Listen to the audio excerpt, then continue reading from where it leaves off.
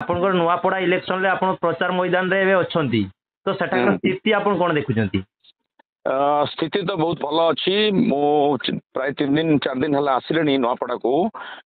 ନୂଆପଡ଼ାରେ ନିର୍ବାଚନ ପ୍ରଚାର ଧୀରେ ଧୀରେ ଜମୁଛି। ୟା ଭିତରେ ଆମ ଦଳ ବିଜୁ ଜନତା ଦଳ ତରଫରୁ Komna block, Nuapada block, Nuapada NAC, Khariar road NAC ପ୍ରତିଟି ଜୋନ୍ରେ ଆମର ନେତାମାନେ ସମସ୍ତେ ପ୍ରଚାର କରୁଛନ୍ତି ଏବଂ ପ୍ରଥମରୁ ଯେଉଁ ସ୍ଥିତି ଥିଲା ବୋଲି କୁହାଯାଉଥିଲା ସେ ବର୍ତ୍ତମାନ ସ୍ଥିତି ସମ୍ପୂର୍ଣ୍ଣ ବଦଳି ଯାଇଛି। ପ୍ରଥମରୁ କୁହାଯାଉଥିଲା ଯେ ବିଜେଡି ଲଢ଼େଇରେ ନାହିଁ, ବିଜେଡି 3 ନମ୍ବରକୁ ଚାଲିଯିବ, ଏଇ ଯେଉଁ ନାରେଟିଭ୍ ତିଆରି କରିଥିଲେ ଯେଉଁମାନେ, ସେମାନେ ବର୍ତ୍ତମାନ ନିଜେ ବୁଝି ସାରିଲେଣି ଯେ ବିଜେଡି ହିଁ ବର୍ତ୍ତମାନ ସବୁଠୁ ଆଗରେ ଅଛି। ବିଜେପିରେ ଯେଉଁ ଜୟ ଢୋଲକିଆ ପ୍ରାର୍ଥୀ ହେଇଛନ୍ତି ରାଜେନ୍ଦ୍ର ଢୋଲକିଆଙ୍କର ପୁଅ, ସିଏ ତାଙ୍କର ସମର୍ଥକ ମାନଙ୍କୁ ବିଜେଡିରୁ ବିଜେପିକୁ ନେବା ପାଇଁ ଯେଉଁ ଚେଷ୍ଟା କରିଥିଲେ ବା ଚକ୍ରାନ୍ତ କରିଥିଲେ ସେ ପଣ୍ଡ ହେଇଛି। ବର୍ତ୍ତମାନ ତାଙ୍କ ସହିତ ଲୋକ ଯାଉନାହାନ୍ତି କି ତାଙ୍କୁ ମଧ୍ୟ ବିଜେପିରେ ଗ୍ରହଣ କରାଯାଉ ନାହିଁ, ଏ ପ୍ରକାରର କଥା ମଧ୍ୟ ଶୁଣିବାକୁ ମିଳୁଛି। ବିଜେପିରେ ତାଙ୍କୁ ଯେମିତି ସପୋର୍ଟ ମିଳିବା କଥା ସେ ମିଳୁନାହିଁ।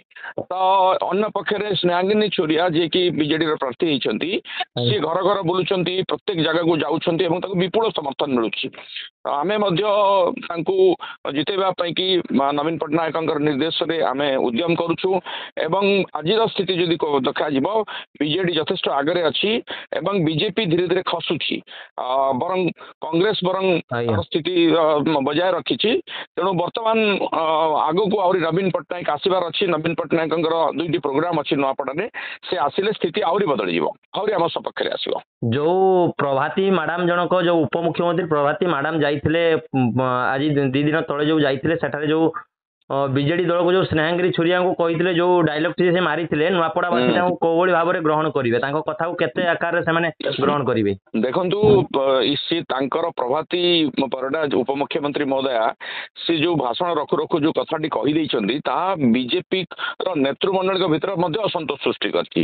କାରଣ ସେ ନୂଆପଡ଼ା ବା ଏଇ ପଶ୍ଚିମ ଓଡ଼ିଶାର ସଂସ୍କୃତି ବିଷୟରେ ଜାଣିନାହାନ୍ତି। ମାମୁଁ ଘର କହିଲେ ପଶ୍ଚିମ ଓଡ଼ିଶାରେ ବହୁତ ସେମାନଙ୍କୁ ସମ୍ମାନ ଦିଆଯାଏ। ଭଣଜା ଭାଣିଜୀକୁ ରାମ ହିସାବରେ ସେମାନେ ଗ୍ରହଣ କରନ୍ତି, ରାମ ଲକ୍ଷ୍ମଣ ହିସାବରେ ଗ୍ରହଣ କରନ୍ତି। କାରଣ ଏଇ ଯୋଉ ମାରାଗୁଡ଼ା ସଭ୍ୟତା ରହିଛି ଏଠି ପଶ୍ଚିମ ଓଡ଼ିଶାରେ, ସେ ସଭ୍ୟତାରେ ରାମ ହଉଛନ୍ତି ଭଣଜା।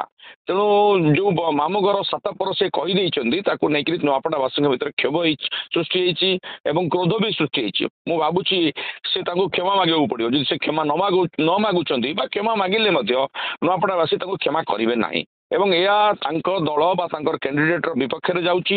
ନୂଆପଡ଼ାବାସୀ ତାକୁ ଭର୍ତ୍ସନା କରୁଛନ୍ତି।